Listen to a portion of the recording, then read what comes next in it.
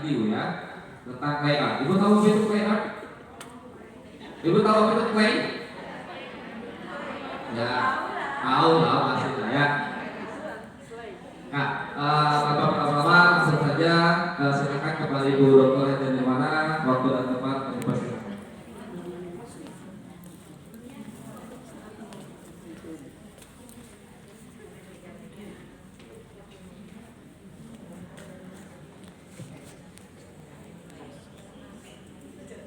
Saya rasanya deg-degan. Bismillahirrahmanirrahim. Assalamualaikum warahmatullahi wabarakatuh. Assalamualaikum warahmatullahi wabarakatuh. Assalamualaikum warahmatullahi wabarakatuh.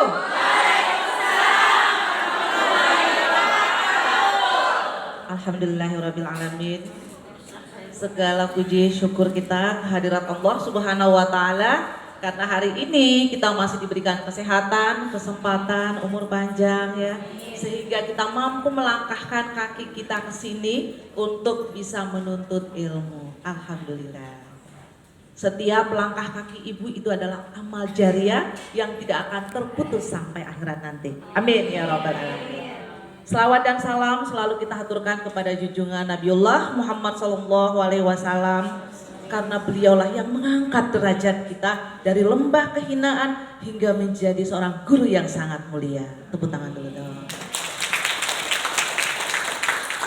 Yang saya hormati Bapak Rektor MH Tamrin, kebetulan beliau tadi ada rapat ya, jadi beliau harus meninggalkan kita, dan Bapak Dekan juga walaupun beliau tidak di sini, tapi nggak apa-apa ya. Saya menyapa beliau, kita sudah sehati.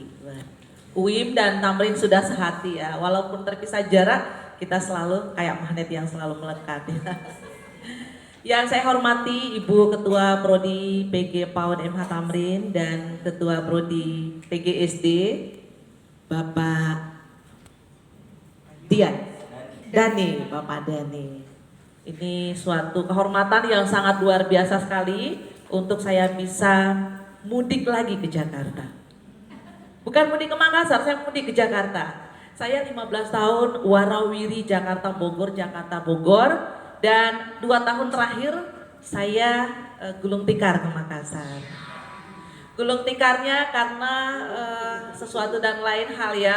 Mungkin saya sudah merasa cukup untuk merantau di kota Betawi ini dan kota Bogor. Akhirnya saya memilih untuk balik kampung dan sesekali mudik juga ke Jakarta. Ini mudiknya di mana ya? Jakarta, Bogor, atau Makassar ya? Tadi ada saya dengar Makassar ya? Ada yang dari Makassar? Iya. Oh. Saya udah seneng banget nih bisa reunian lagi di sini ya. Tapi nggak apa-apa. Nah, ibu-ibu, kalau saya bilang hai di sana bilang hello, kalau saya bilang hello di sini bilang hai. Ibu-ibu semua, sebelum kita melakukan kegiatan play, barangkali sudah ada yang pernah ikut kegiatan ini? Belum ya? Belum. Karena saya sering isi materi juga di Jakarta Timur, Jakarta Selatan, dan saya tidak tahu dari perkumpulan mana, kadang Himpaudi, GTKI, ini biasanya mereka menyatu gitu ya. Alhamdulillah kalau belum ada hari ini. Kalau ada lebih dipermantap lagi ya. Clay ini merupakan salah satu produk hasil disertasi saya. Ya, hasil disertasi saya. Jadi, saya membawa kenang-kenangan buat ibu-ibu semua. Siapa tahu ada yang ingin penelitian juga. Ya, kita nggak tahu ya. Dari sekian yang hadir ini ada yang ingin melanjutkan S1, bisa melakukan penelitian dengan clay, dan saya bisa mendampingi ibu-ibu semua hingga di meja sidang. Tepuk tangan dulu dong. Saya Abu Sofia, walaupun saya bukan dosen di sini, tapi kalau salah satu dari mereka nanti mengangkat judul tentang clay, saya dampingi mereka sampai ke ujian skripsi. Ya. Karena itu adalah tugas dan tanggung jawab kami, seperti yang disampaikan oleh Bapak Rektor tadi kan, tanggung jawab kita itu besar gitu loh Bu. Apalagi sudah menyandang kata doktor ketika kami di wisuda dan promosi ya, satu pesan dari rektor kami.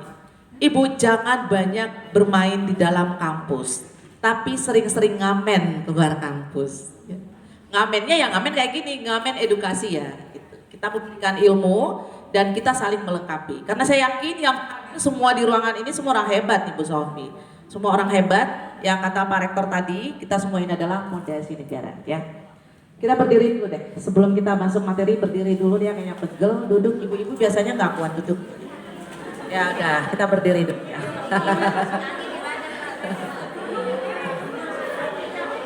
Saya cuma membutuhkan waktu 30 menit untuk berkreasi. Nggak boleh lama, karena implementasinya adalah untuk anak usia dini ya. Nggak boleh lama. Saya ingin melihat konsentrasi nggak hari ini ya. Soalnya udah jam ngantuk, ya kan? Ya, jadi konsentrasi apa tidak ya? Oke, tangannya ke atas. Ya, tangan ke atas. Ibu, yang kanan kiri boleh lah ya. Tapi jangan tinggi-tinggi. Pakai masker lah biar. Tangan kanan ke atas ya. Oke, konsentrasi. Anda membayangkan sedang tertiup angin yang sangat kencang. Ayo diputar. Diputar sangat kencang. Anginnya bertiup dari arah barat selatan.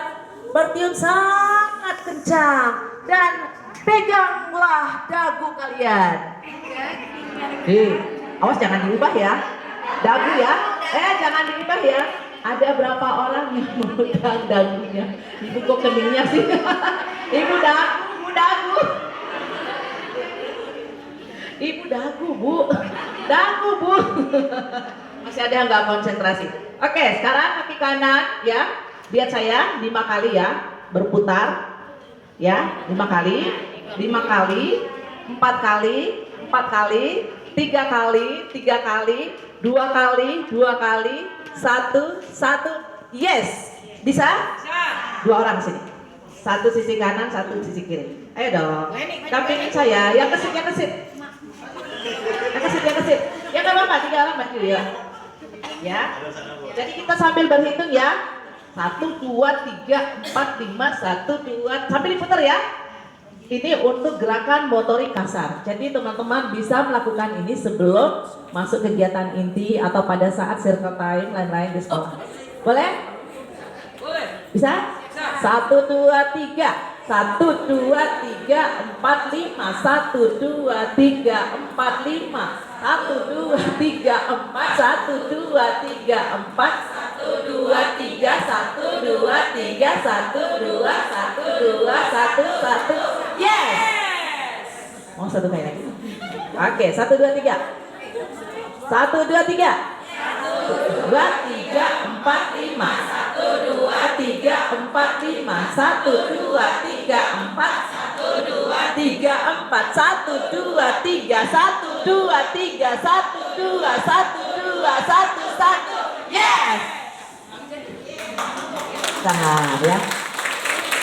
Sebenarnya masih banyak ya. Mau 1 lagi nggak? Ini saya yakin kalau Paul memang suka gini nih. Ya, lagunya ya.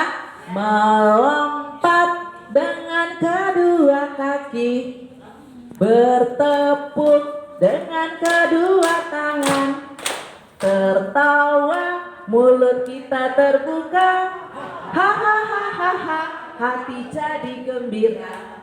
Boleh? Boleh. 1, 2, 3. Melompat dengan kedua kaki, bertepuk dengan kedua tangan, tertawa mulut kita terbuka, hahaha, hati jadi gembira. Oke, cukup. Mau lagi? Udah. Cukuplah ya, silahkan duduk kembali. Nanti kita pelatihan lagi gerak dan lagu, mau? Nanti aja ya. Kita kolaborasi lagi untuk gerak dan lagu. Oke, sekarang kita masuk ke teori. Sudah ada yang kenal kata clay? Sudah pernah dengar clay? Sudah. Plasticine? Bisa dibedakan antara clay dan plasticine? Bisa? Coba, kalau clay apa dan plasticine apa? Kita diskusi aja ya, saya senang membawa materi dengan cara diskusi. Clay apa, plasticine apa?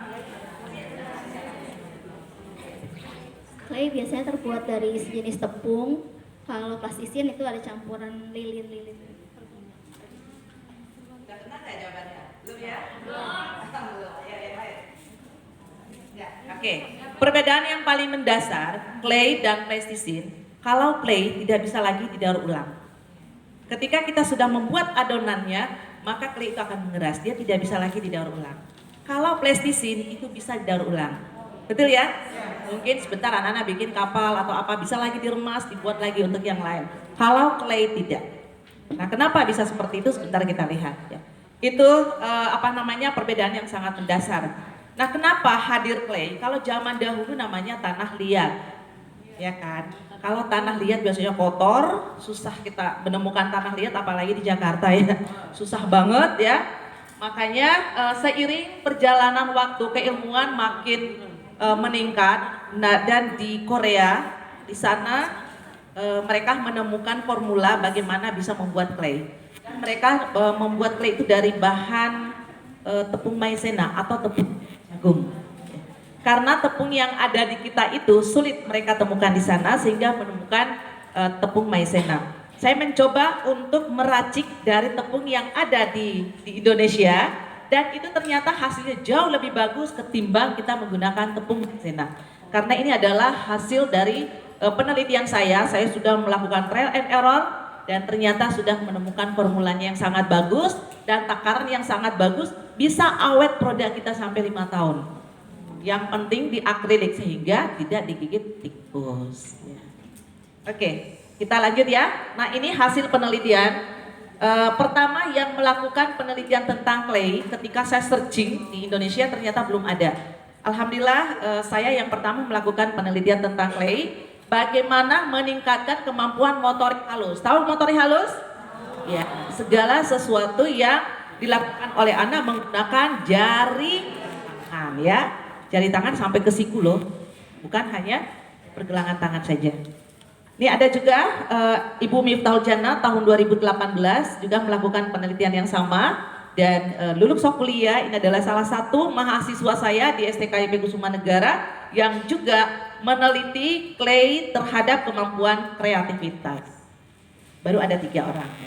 Mudah-mudahan di ruangan ini ada yang menyusul. Sangat menarik untuk kita jadikan judul. Belum kuliah sudah ada judul nih. Lanjut. Nah, tadi sudah saya jelaskan, kita lewatin saja ya. Jenis clay ternyata ada 2 macam. Ada namanya polymer clay, ada paper clay. Yang kita lakukan ini adalah paper clay. Kalau polymer clay itu bisa dibeli di toko buku atau di Gramedia, itu kan banyak ya. Banyak sekali dan harganya lumayan mahal. Gitu kan. Kemudian memang hasilnya bagus hasilnya, tapi untuk aman buat anak usia dini mungkin kurang pas ya, karena ada ingredient atau ada bahan-bahan yang tidak diperbolehkan untuk dimainkan oleh anak gitu. Nah, saya mencoba untuk meracik bahan ini dan alhamdulillah tetap harus dalam pendampingan karena kita menggunakan lem Fox. Tapi lem Fox masih dalam koridor yang aman buat anak selagi anak itu tidak memasukkan ke dalam mulut. Lanjut.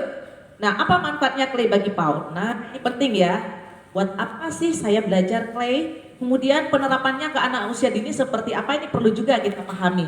Yang pertama adalah anak memahami tekstur, lembek, keras, lembut. Ada kan indikator seperti itu? Ada ya? Oke, ternyata clay bisa dijadikan media untuk mengenal tentang kasar, lembut, halus, dan sebagainya. Kemudian yang kedua memahami karya 3 dimensi. Ada kan di PAUD indikator 2 dimensi, 3 dimensi. Nah, dari segi mananya Anda belajar 3 dimensi? 3 dimensi misalkan membuat miniatur. Sayang sekali saya nggak sempat bawa produknya karena saya nggak dari Makassar ke sini. Saya dari Malang dulu nganterin anak sekolah. Kemudian saya silaturahmi ke sini. Produk saya banyak di Makassar ya. Kemudian meningkatkan kreativitas. Clay silahkan kita berikan ke anak-anak. Nanti dialah yang berkolaborasi bagaimana membuat mobil-mobil dari clay, bagaimana membuat daun, pohon, buah, dan sebagainya. Melatih originalitas dalam berkarya. Lanjut.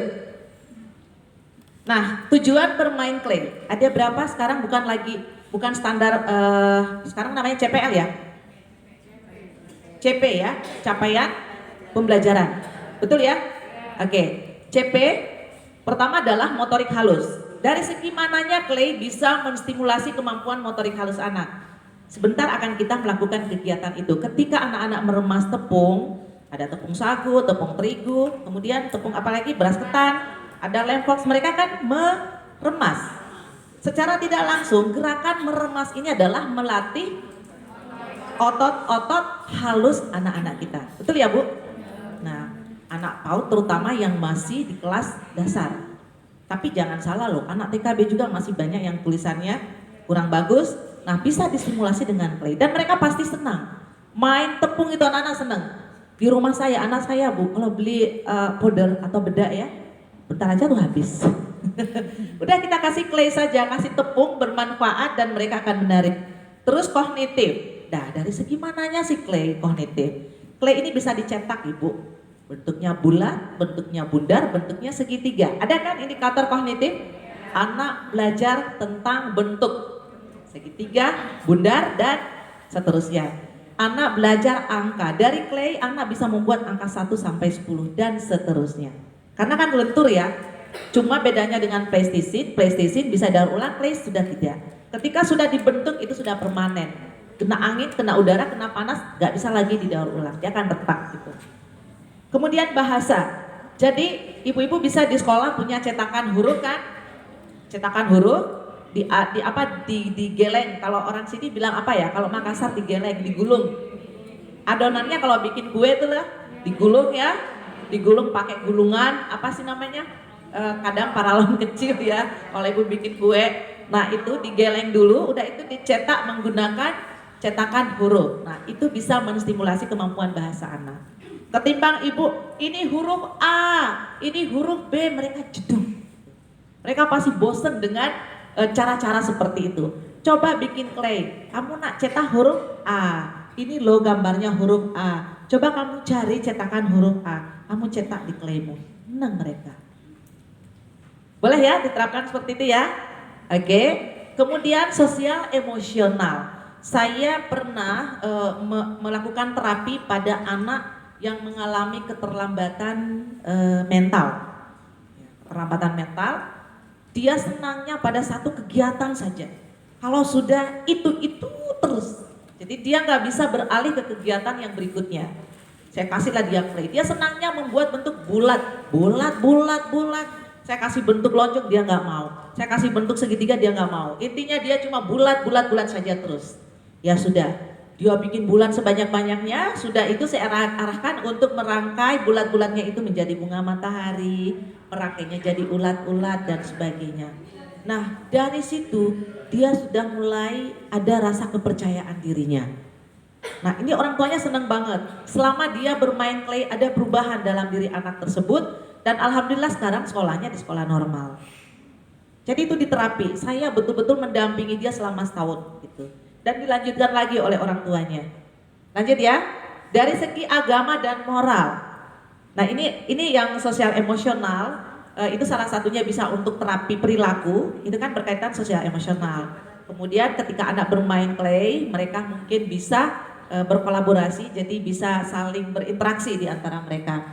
Agama dan moral sama dengan bahasa, mencetak huruf hijaiyah. Apalagi kan yang huruf hijaiyah itu kan lengkung-lengkung kanan, lengkung kiri, huruf ba seperti ini. Nah, clay ini kan lentur untuk dibentuk, tidak kaku, dan itu menarik buat anak. Kemudian seni semua masuk di semua CP ya. Ibu-ibu sudah pasti tahu semua. Lanjut. Tujuan bermain clay menurut pendapat ahli. Nah, kenapa sesekali saya sisipkan juga pendapat ahli, karena teman-teman semua ini adalah calon mahasiswa. Nah, Bu, ada nggak teorinya tentang clay? Ini ada. Silahkan searching lagi di Google, ini banyak sekali. Teorinya nanti kita bagikan ya Bu Sofi. Ya kan ada nomor HP masing-masing ya. Silahkan Ibu cari tuh, searching saja Jis M. Libor, Rosel Bauer, Yeni Rahmawati, Gira Yakob, semua ada kok. Ibu searching saja muncul semua artikel-artikelnya yang akan membahas clay lebih banyak lagi. Lanjut. Nah, ini sangat penting. Karena Ibu di RPM, RPPH ya. Nah, biasanya kan harus menampilkan indikatornya kan. Contoh lah, hari ini akan memberikan tema diriku.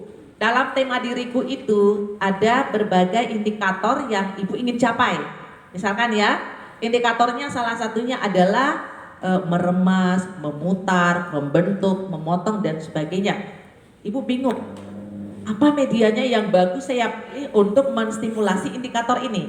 Nah ternyata clay mampu menstimulasi beberapa indikator yang familiar di PAUD.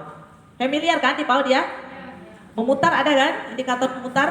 Oke, membentuk ada, menyusun, memotong, melipat, yang belakang hai, halo, menempel, merangkai, menggulung, semua indikator ini sebentar akan kita peragakan.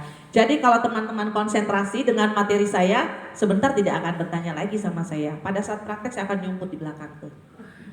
Jadi harus diperhatikan ya. Lanjut. Next.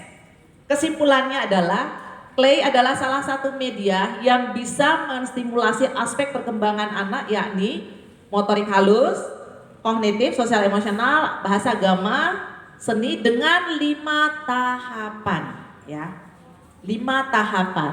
Jadi harus kenal clay dulu. Persoalan prakteknya mah gampang.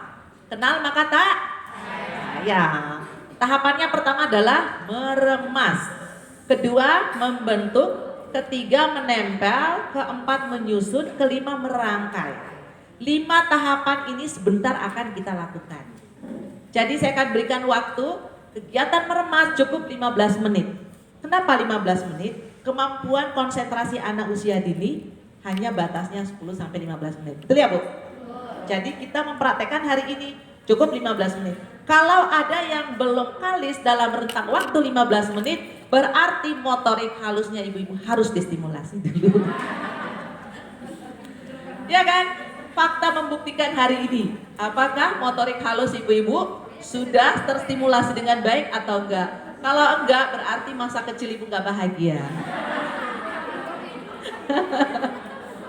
Sorry ya, ini sebuah penelitian loh. Saya nggak asal ngomong kayak gini saja.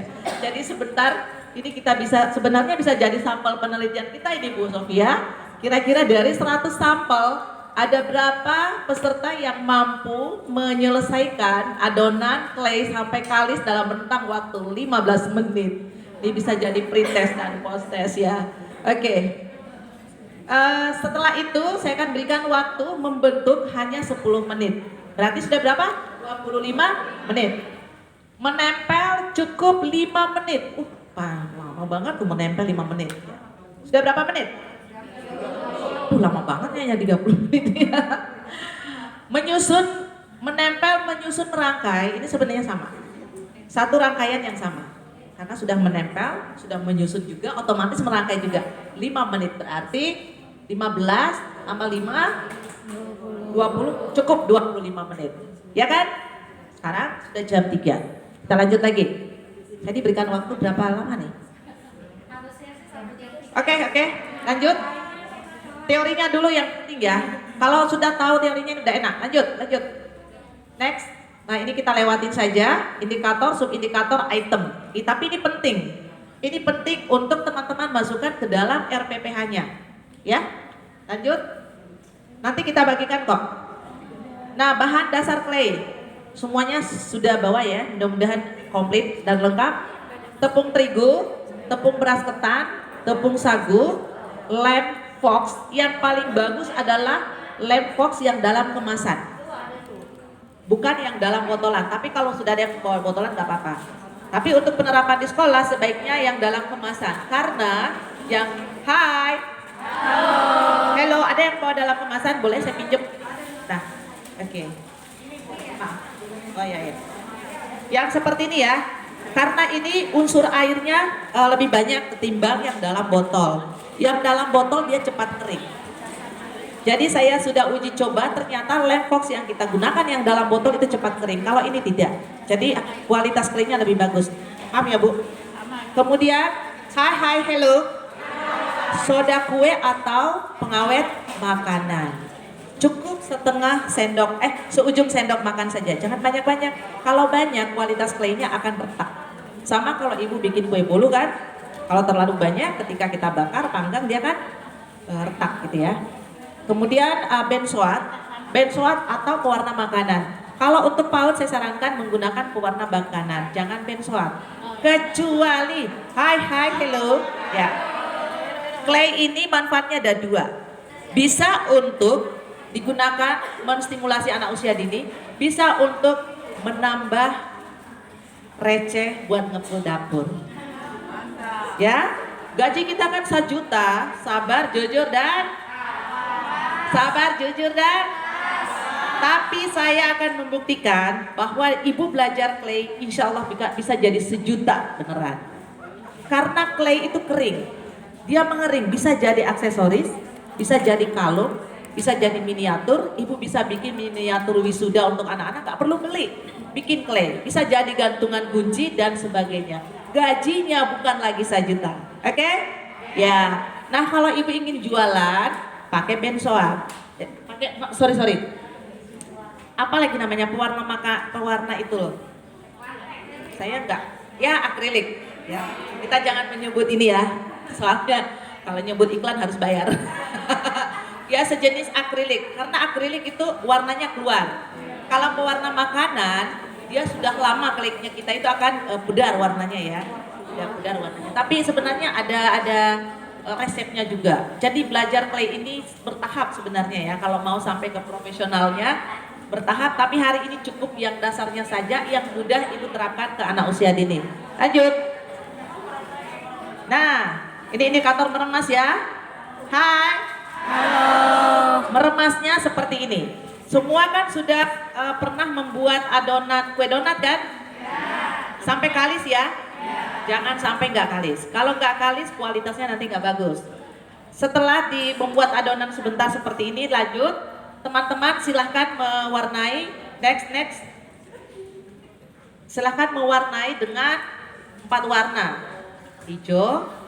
Intinya 4 warna ya. Terserah mau warna apapun kan. Anak PAUD nggak perlu di ini. Nah, yang paling penting adalah pola dasar. Jadi dari hasil penelitian saya ini ada 5 pola dasar yang harus teman-teman pelajari untuk membuat miniatur clay. Gunanya buat apa? Pertama, pola dasar apa nih?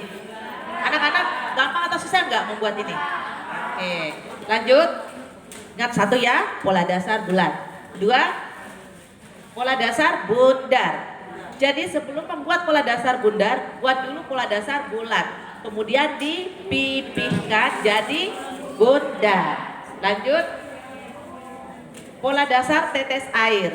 Caranya dibuat bulat dulu, kemudian digeleng ya. Sebentar saya peragakan, digeleng pakai jari hingga membentuk rucut atau bentuk segitiga.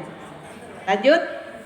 Pola berikutnya pola dasar daun. Dari tetes air dipipihkan, kemudian diberikan ruas-ruas menggunakan cutter atau sendok juga boleh ya. Tapi kalau untuk anak usia dini lidi aja boleh.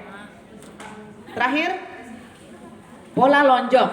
Dari bentuk bulat kemudian digeleng menjadi pola lonjong. Ada 5 ya. 1 apa? Bulat. 2? 3?